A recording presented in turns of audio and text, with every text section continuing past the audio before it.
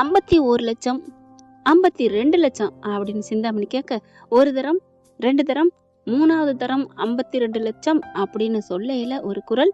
டக்குன்னு பார்த்தா யாரு அப்படின்னு பார்த்தா நம்ம மீனா. 54,00,000 அப்படின்னு கேட்க, ஏய் என்னடி அப்படின்னு பார்த்து அதாவது அசந்து போய் அப்படியே நிக்குது, எந்திரிக்குது சிந்தாமணி.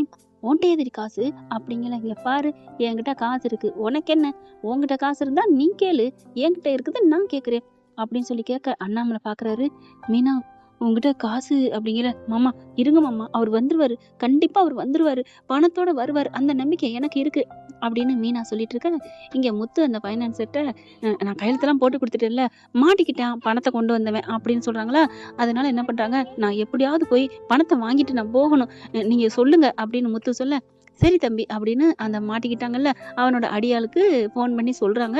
இந்த மாதிரி பணத்தை முத்து வருவாரு, கொடுத்துரு, சைன்லாம் போட்டாச்சு அப்படின்னு சொல்ல, சரின்னு சொல்லிட்டு சந்தோஷமா கிளம்ப. கரெக்டா பாத்தீங்கன்னா வெளியில அந்த காப்பாத்தினாங்க பாத்தீங்களா, அந்த அம்மாவும் பொண்ணும் வராங்க. பார்த்தனே, ஏய் தம்பி முத்து, இங்க என்ன பண்ணி அப்படின்னு கேட்க, விவரத்தெல்லாம் சொல்றாரு. அம்மா பேசுறதுக்கு நேரம் இல்லம்மா, எங்க வீடு ஏலத்துல போகுதுமா, சார்ட்ட பணம் கேட்டு வந்தேன், ஆனா பணம் கொண்டு வந்தவங்க எங்கேயோ மாட்டிக்கிட்டாங்களாம், அங்க போறேன் அப்படிங்கல. யாரு, இவர்கிட்ட வாங்க வந்தீங்க அப்படின்னு சொல்லிட்டு, ஆமா மேடம், நீங்க எங்க? அவர் தான் எங்க வீட்டுக்காரரு அப்படின்னு சொல்ல, வீட்டுக்காரரா அப்படிங்கல. எல்லாம் வெளில வந்துடுறாங்களா. ஏய் என்ன முத்து, உனக்கு தெரியுமா? என்ன தெரியுமாவா?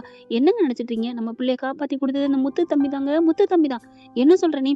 ஆமாங்க. அப்படியே ஒரு மாதிரியாரா அந்த மனுஷன். சரிங்க, எனக்கு பேச நேரம் இல்ல, நான் போய் அவன்கிட்ட பணம் வாங்க போகணும். என்னது பணம் வாங்குவா, என்ன தம்பி சொல்ற அப்படின்னு அந்த அம்மா கேட்க, ஆமா அப்படின்னு நடந்ததை சொல்ல, என்னங்க விளையாடுறீங்களா? பணத்தை உங்க ஆளுகிட்ட கொண்டாட சொன்னீங்களா? உண்மையை சொல்லுங்கங்க, நிஜமா தானா அப்படிங்கல. இல்ல, அது வந்து நிஜம்தான் அப்படின்னு சொல்லி மழுப்புறாங்க. இங்க பாருங்க, நீங்க மழுப்புறது எனக்கு நல்லா தெரியுது. மரியாதையா இப்ப அந்த பிள்ளைக்கு எவ்வளவு பணம் கேட்கணுமோ கொடுங்க அப்படி சொல்ல, சரிம்மா நீ இனிமே சொன்னதுக்கு அப்புறம் நான் கொடுக்காம விடுவேனா என்ன? இதை கொடுக்குறேம்மா அப்படின்னு சொல்லிட்டு பணத்தை கத்தையா எடுக்கிறான். அந்த கூட வந்தவர், ஏப்பா எனக்கு நீ மரியாதை கொடுக்க மாட்டியா? இல்ல சார், இவன் ரொம்ப முத்து பண்ணானா? என்ன பண்ணா நேர்மையா தான் நடந்துக்கிட்டான். அந்த வட்டி கேட்கல ரொம்ப நீ நடந்துக்கிட்டது தப்பு தான் அப்படின்னு சொல்றாங்க. ஏங்க அதெல்லாம் பேச்சில்ல, காசை கொடுங்க முத்து தம்பிக்கு அப்படின்னு சொல்ல, டக்குன்னு காசை கொடுக்குறாங்க. அதுக்கிடையில மீனாவும் கால் பண்றாங்க, வர்றேம்மா காசு கிடைச்சிச்சு வந்துட்டேன் அப்படின்னு சொல்லிட்டு பறந்து அடிச்சு வராரு. இங்கே ஒவ்வொரு லட்சமா ஏறிக்கிட்டே போகுது. சிந்தாமணி என்ன பண்ணுது, இவகிட்ட ஏது? இவகிட்ட இல்ல, அதனால நம்ம கேட்போம். ஐயோ ஏத்தி விட்டானா பாப்போம், ஒரு 70 லட்சம் வரைக்கும் கேட்போம், 1 கோடி வரைக்குமே கேட்போமே, என்ன பண்றான்னு பார்ப்போம். அதுக்கப்புறம் அவ காசு இல்லைன்னு சொன்னோன்னே நான் எவ்வளவு கேட்டனோ அந்த 52 லட்சத்திலே முடிச்சிருவோம் அப்படின்னு ஃபைனான்சியரும் சிந்தாமணி நினைச்சுக்கிட்டு ஒவ்வொரு லட்சமா ஏத்துறாங்க. ஏத்திக்கிட்டே இருக்கையில கரெக்டா முத்து வந்துடுறாரு. முத்து வந்த கேட்ட நிறுத்துங்க அப்படின்னு சொல்லிட்டு போலீஸ் வக்கீல் எல்லாத்தையுமே தான் கூட்டிட்டு வராங்க.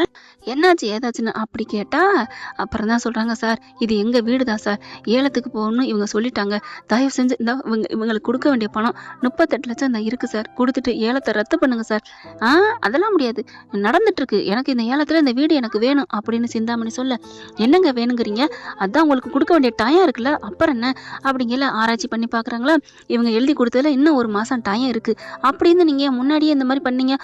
நாங்க கோர்ட்டுக்கு போய் கேஸ் எல்லாம் பண்ணித்தான் ஏலம் விட்டுருக்குறோம் அப்படி இப்படின்னு சொல்ல, அதெல்லாம் முடியாது, இன்னும் 1 மாசம் டைம் இருக்கு, அதனால அதுக்கு முன்னாடியே பணம் கொடுத்தாச்சு அப்படின்னு வக்கீல் பேச, அப்படியே எல்லாரும் பார்த்தீங்கன்னா வந்தவங்க எல்லாம் சிந்தாமணி ஆளு அப்படிங்கிறதுக்காண்டி சிந்தாமணி பக்கமே பேசுகிறாங்க. ஆனால் போலீஸும் வக்கீலோட வந்ததுனால நல்லதாக போச்சு. இங்கே பாருங்கள், இது எங்கள் வீடுங்க, இது நாங்கள் வாங்கின கடனை இருந்தால் 1 மாதம் டயத்துக்கு முன்னாடியே கொடுக்குறோம், அப்படியே இந்த ஏலம் நடக்கணும், கேன்சல் பண்ணுங்க அப்படிங்கிறாங்க. அதுக்கப்புறம் அந்த ஏலம் விடுறவங்க இப்போ என்ன ஃபைனான்சியர் பார்க்குறாங்க. வேகமாக முத்து என்ன பண்ணுறாங்க, இங்கே பாருங்கள் சார், உங்களுக்கே நல்லா தெரியும் இந்த பணம் வந்து எப்படி அவங்க எழுதி ஏமாற்றி வாங்கினாங்கன்ட்டு. மறுபடியும் தயவு செஞ்சு கெஞ்சி கேட்குறேன், இந்த பணத்தை வாங்கிட்டு என் பத்திரத்தை கொடுங்க அப்படிங்கிறாங்க. ஃபைனான்சியராக சிந்தாமணி அப்படின்னு மிரட்டுதா.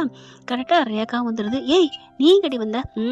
நான் 1 லட்சம் தெரிஞ்சுதான் வந்தேன் அப்படின்ட்டு முத்துக்கிட்ட போய் காதுக்குள்ள சொல்ல, ஓகே அப்படின்னு சொல்லிட்டு, ஒன்றும் இல்லை சார், ஏலமே நடக்கட்டும், இப்போ அவங்களே எடுத்ததா இருக்கட்டும், அந்த ஒரிஜினல் பத்திரம் வேணும்ல, அந்த பத்திரத்தை கொடுத்துட்டு எங்கள் முன்னாடியே கையெழுத்து வாங்கிட்டு எல்லாம் முடிச்சுக்கோங்க, அவங்களுக்கே கொடுங்க அப்படின்னு முத்து சொல்ல, பார்க்குறாரு அண்ணாமலை. என்னடா அப்பா இருங்கப்பா, மீனாவும் என்னங்க இரு அப்படின்னு சொல்ல மீனாக்கிட்டே விவரத்தை சொல்லிடுறாரு.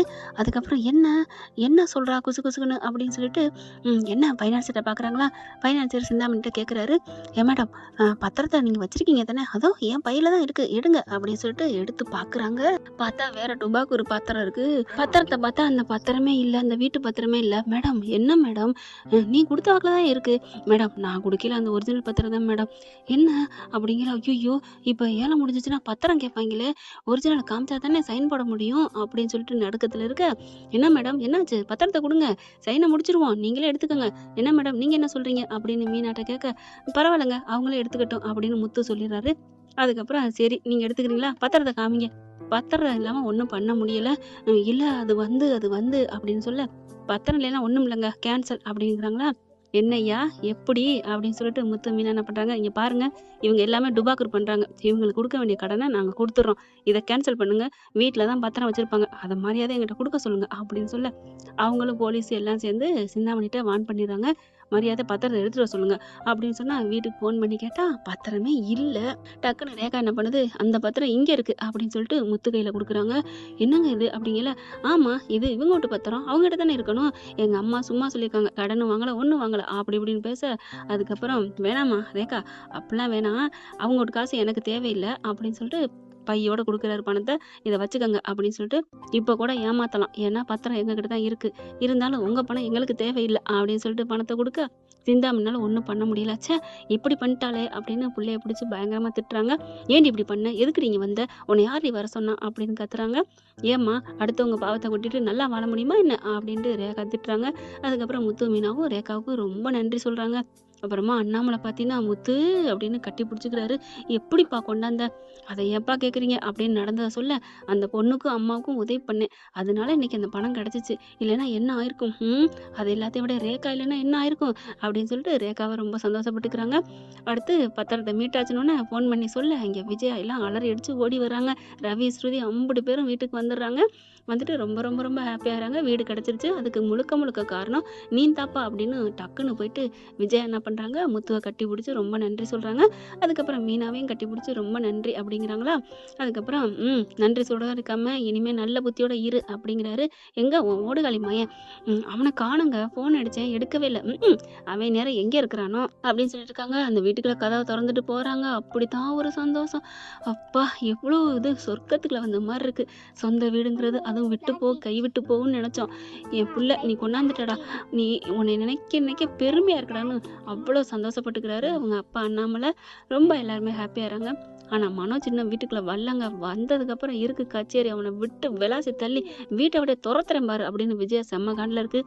ஆனால் மீனா என்ன பண்ணுறாங்க, ஐயோ அத்தை விரட்டிடுவாங்களா மனோஜை, நீ எப்படி நினச்சிட்டு இருக்கியா, அவன் இதை விட பெரிய பெரிய இதெல்லாம் பண்ணிட்டு வந்திருக்கான், அதுக்கே வீட்டுக்குள்ளே வச்சு சோறு ஊற்றும், நீ பாரு அப்படிங்கல. கரெக்டாக மறுநாள் வாரான் மனோஜ். வந்த கையோட அம்மா அப்படின்னு வர, இருந்தா வந்துட்டேன் பார்த்தியா அப்படியே பார்க்குது கோமா. ஏன்டா இங்கே வந்த, எதுக்குடா வந்த, இந்த வீட்டை நீ ஏதாவது பண்ணியிருப்பியா மீட்டுறதுக்கு, அம்மா அதான் அப்பா என் பங்கு கொடுக்குறேன்னு சொல்லிட்டார்ல, டே இதையே சொல்லிட்டு இருக்காதடா அப்படின்னு சொல்ல.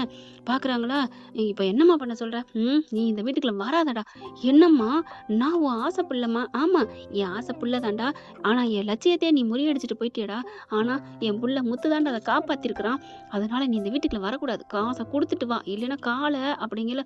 அம்மா அப்படின்னு சொல்ல, ஓடா அப்படின்னு தலையை பிடிச்சி தள்ளி விட்டுறாங்க. தொப்பக்கடின்னு வீதியில் போய் விழுகிறாரு மனோஜ். என்னங்க ஆச்சரியமா இருக்கு, நீங்க நினைச்சது மாறா இருக்கே அப்படின்னு மீனா முத்துக்கிட்ட சொல்ல, அதானே அம்மா இப்படி செய்வாங்கன்னு நினைக்கவே இல்லையே அப்படிங்கிற. அண்ணாமலை வராரு. அவ ஏன் பொண்டாட்டிடா, அவ என்னைக்குமே எனக்கும் இந்த வீட்டுக்கும் மதிப்பு கொடுப்பா அப்படி சொல்ல. அப்ப மயனுக்கு என்ன, அதான் கொடுத்தாச்சுல நிறையா, இனிமே கடன் கொண்டு வந்தா வரட்டும், இல்லைன்னா ரோஹிணி பின்னாடி போய் சேர்ந்துருவானே, சேருவான்ல, விட்டுருவானா இந்த விஜயா அப்படின்னு சவால் எடுக்கிறாங்க. ஓகே ஃப்ரெண்ட், பார்க்கலாம், இப்படிதான் போக வாய்ப்புகள் இருக்கு, என்ன நடக்குதுன்னு பொறுத்து வந்து பார்க்கலாம் ஃப்ரெண்ட். இந்த பதிவு உங்களுக்கு பிடிச்சிருந்துச்சுன்னா உங்க பொண்ணான கையால் ஒரு லைக்கை போட்டு சப்ஸ்கிரைப் பண்ணி ஆதரவு கொடுங்க அன்பு உறவுகளே. Thank you friends. இந்த வீடியோ உங்களுக்கு பிடிச்சிருந்தா தயவு செய்து லைக் பண்ணுங்க. இன்னும் அப்டேட்ஸ்க்காக சேனலை சப்ஸ்கிரைப் பண்ண மறக்காதீங்க. நம்ம கிட்ட இருக்க எல்லா சேனல்ஸோட லேட்டஸ்ட் வீடியோ அப்டேட்ஸ்க்காக மேல ரைட் சைட்ல காட்டுற லிங்கை கிளிக் பண்ணி வாட்ஸ்அப் குரூப்ல ஜாயின் பண்ணுங்க. உங்களிடம் விடைபெறுவது நான் உங்கள் மெஹர்.